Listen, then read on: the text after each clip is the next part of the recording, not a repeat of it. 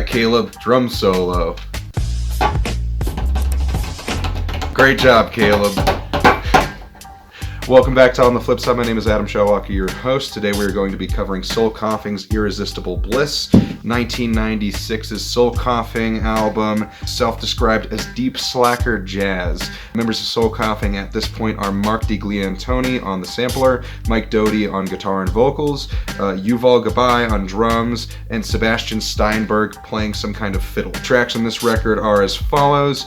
Side 1 of the record is Super Bon Bon, Soft Serve, White Girl, Soundtrack to Mary, Lazy Bones, and 4 out of 5. Side 2 of the record is Paint, Disseminated, Collapse, Sleepless, The Idiot Kings, and How Many Cans. We're going to go over all these tracks one by one, and we will see you on the flip side. Alright, we're back with side 1 of the record. We start off with Super Bon Bon, possibly one of the most recognizable Soul Coughing tracks in their entire discography. Super Bon Bon serves up one of the tightest grooving rhythms on the entire record. The chorus is as groovy as it is grating, and it absolutely fulfills the promise of deep slacker jazz as a self-proclaimed genre by this band. Great track starting off this record. Track 2 is Soft Serve. Quick tone shift here sets the mood of a laid-back, lazy beach day with some very tastefully sampled like sonar noises from the sampler. Some of these noises are almost reminiscent of like Echoes by Pink Floyd, mixed in with some very tightly delivered bass lines from Sebastian Steinberg. Really great chorus delivery here from Mike Doty, who is almost letting the words like fall out of his mouth very smoothly, or as if they were just casually walking from his lips. There's everything about this track is just very, very smooth and laid back, and there's not a problem in the world with this track. It's just coming out, and it's just sitting on your couch, drinking some coffee, hanging out. Third track on the record is White Girl, another thematic code switch here on this record with one of these shorter tracks on the album. It leads into like these up-tempo drums with Mike Doty like spouting these lyrics that are delivered a little more aggressively than the last track. It's funky and jazzy and bluesy in really all of the right senses. Although it is one of the shorter tracks on this album, it probably could stand to be a little bit longer, but as it sits, I think they made the right choice with letting it kind of ride and finishing off the song with the chorus just kind of repeating. Fourth track on the record is Soundtrack to Mary. A nice muted guitar strumming kind of greets us on this track, with more lyrics leading us into this tight rhythm section. Track utilizes sampler to lead us down different thematic twists and turns that flow cohesively in a pretty interesting manner. Definitely one of the other more recognizable tracks on this album, as I believe this was one of the other singles. Track 5 on the record is Lazy Bones. Possibly one of the most indicative Soul Coughing tracks about Mike Doty's drug problem that, as I understand from his books, would only get worse throughout this point leading up to the band's dissolving after 1999's El Oso. Thematically, the song may not really be about drugs. However, I think thematically and tone-wise, it allows a bit of a look into the head of the person writing the lyrics on this track, that being Mike Doty. The track here feels at home in its track listing as an entree of sorts, serving a mood that is scarcely caught as well as it is on this track. A mood of complete apathy mixed with a twinge of like wonder. To me, this is probably the strongest song on the record, just due to the simplicity and the imagery that is being delivered masterfully by just skilled lyricism. Mike Doty is at top notch on this track, and the rhythm section here is just holding it down. And the poetry that's being delivered line by line is just really captivating. I don't think there's any other better words to describe it. This is a great track on this. Sixth track on the record and the last track on side 1 is 4 out of 5.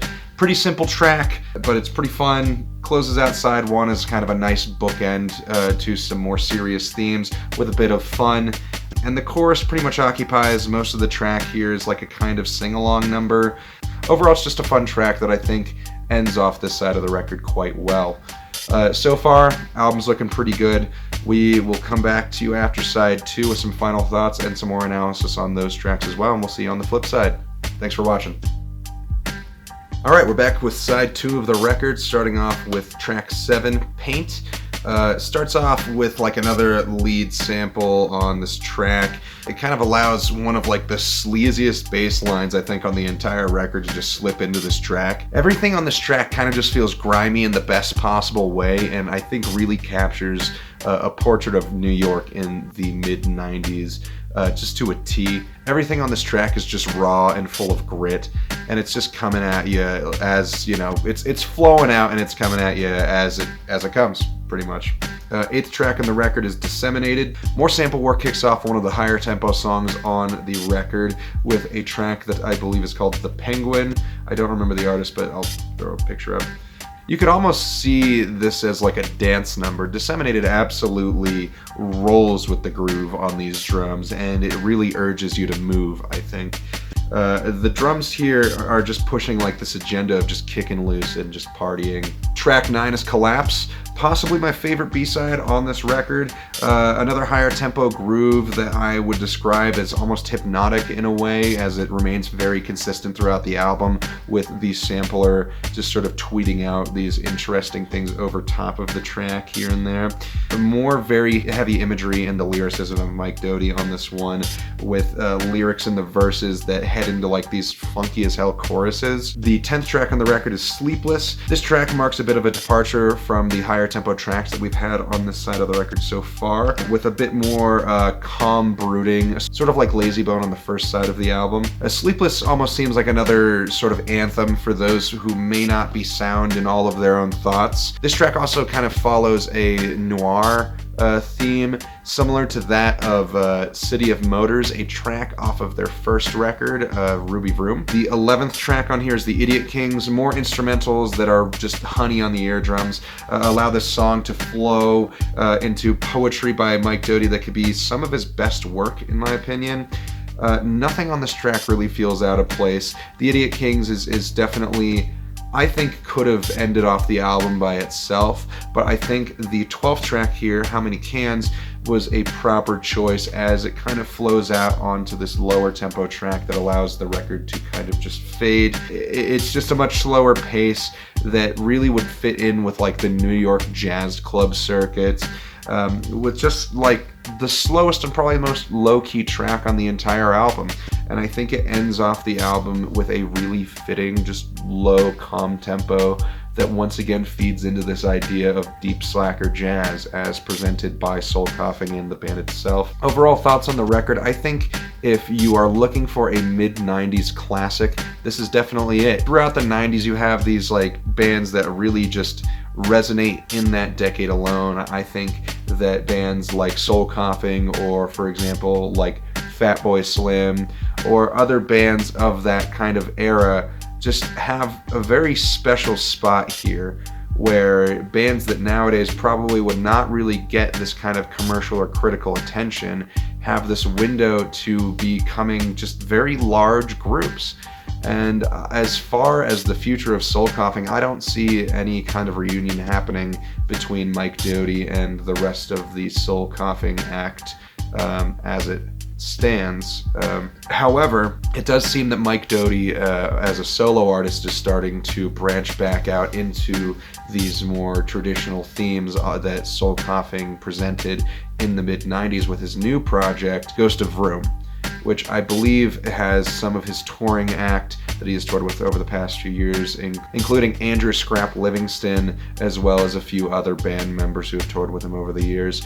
And it seems that they are starting to recapture this mid-90s slacker jazz funk outfit in a translated sense to the modern world. And I am looking forward to hearing more of their projects. If you have not listened to Ghost of Vroom yet, check it out. They have, I believe, 2 EPs up on Spotify now, or a couple of singles, and you should give them a listen and support the work, because I think that this kind of sound is something that's been lacking for the past 20 years due to Soul Coughing's absence. Mike Doughty has obviously filled in some of these places. However, he has stepped in more so as like an alternative rock, or maybe like alternative folk artist in a lot of these senses, and only within the last decade has started venturing back into this kind of jazz. Other than that, what do you think of the record? Have you listened to it? What should I review next? And how am I doing? Also, a special shout out to my buddy Chad Zimmerman, who has just released one of his first books. It is a translation of Russian folk tales. I'll put a link to it in the description. And as of the day of recording, it is also his birthday. So happy birthday, Chad. Here's to 27 years old. And thank you so much for all of the support throughout the years. And we'll see you later today. Anyway, thank you so much for watching, and we'll see you on the flip side.